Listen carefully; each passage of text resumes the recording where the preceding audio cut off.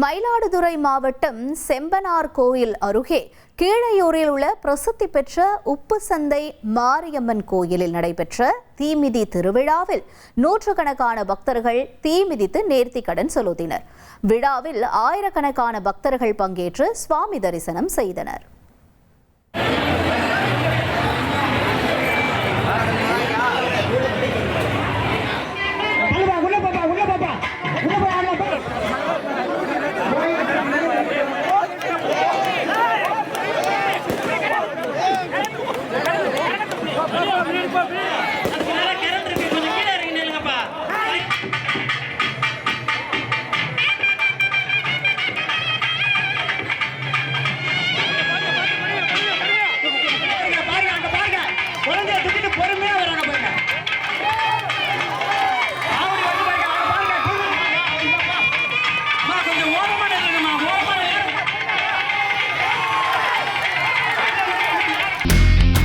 இனி செல்லும் இடமெல்லாம் செய்தி.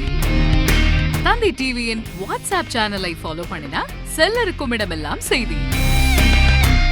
இதோ QR கோட் இப்பவே ஸ்கேன் பண்ணுங்க, ஃபாலோ பண்ணுங்க.